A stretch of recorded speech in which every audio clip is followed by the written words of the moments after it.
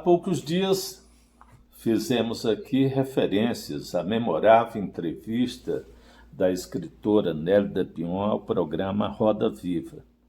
Na ocasião, fizemos alusão ao lançamento do seu mais recente romance, Um Dia Chegarei a Sagres.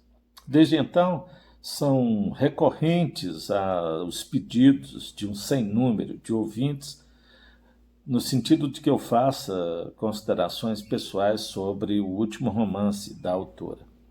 A essa altura eu não havia lido o livro, coisa que fez desses últimos 6 ou 7 dias, e venho aqui para dizer das minhas impressões dessa leitura.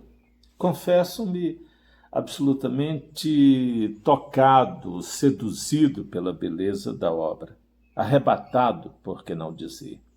É um dos livros mais bonitos da Nélida Pion.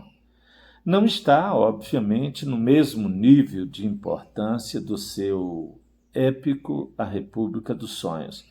Este, sim, um clássico incontornável, um dos livros que coloca a sua autora no mesmo patamar dos maiores escritores de língua portuguesa de todos os tempos.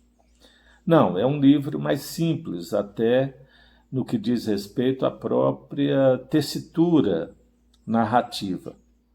É escrito em pequenos capítulos e a Nélida Pion coloca o discurso na boca da personagem Mateus, é um livro, portanto, de foco narrativo em primeira pessoa, o que vai tornando a leitura deliciosa, a narrativa vai nos seduzindo.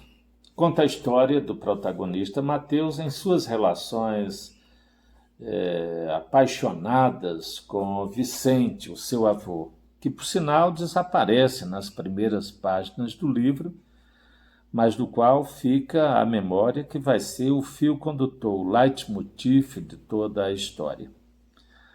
Vicente é filho de Joana, uma mulher que vende o seu corpo, e são recorrentes na narrativa a grosseira expressão do Mateus, dizendo-se um filho da puta.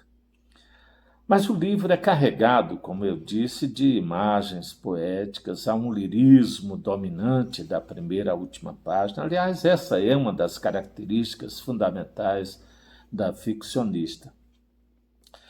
A Nélida vinha afastada da produção romanesca já há algum tempo, durante cujo período produziu livros extraordinários de crônica, como Filhos da América e como já muito premiado Uma Furtiva Lágrima, que são livros onde a Nélida joga com essa ambiguidade, com essa dialogicidade entre o gênero crônica e o ensaio.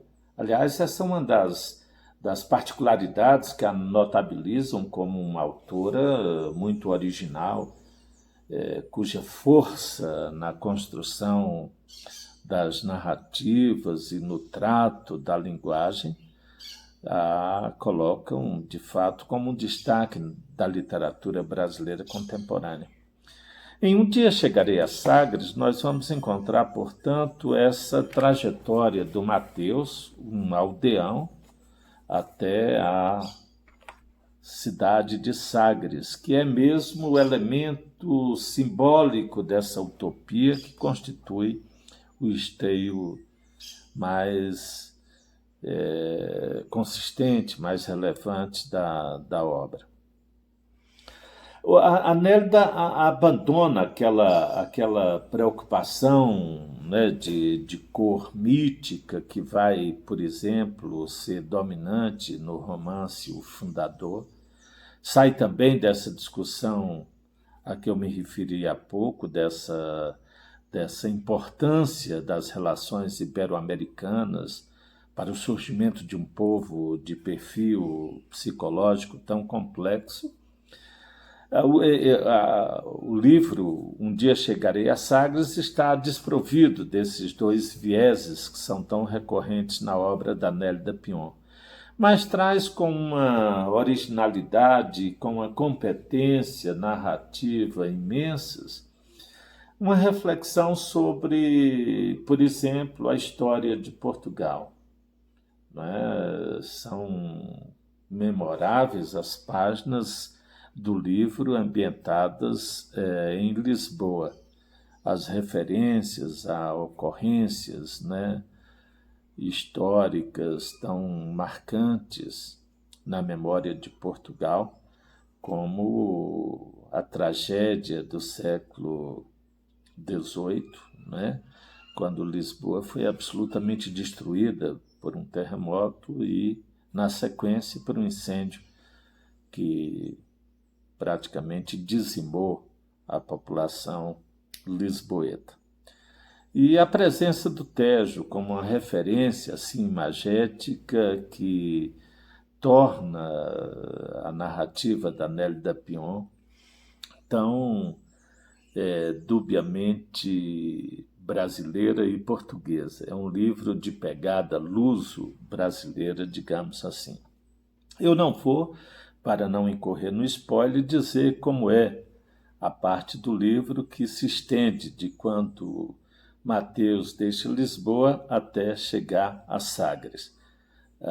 Não o farei, embora sinta uma vontade imensa, porque a partir daí ainda mais o livro vai ganhando em utopia, vai ganhando em poesia, vai ganhando em simbolismo e vai nos seduzindo pela beleza da construção de linguagem.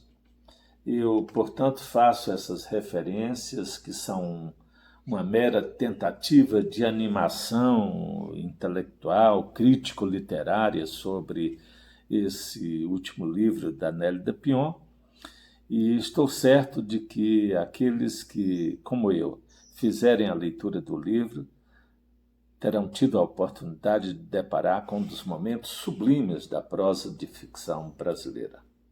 Tenham todos um bom dia.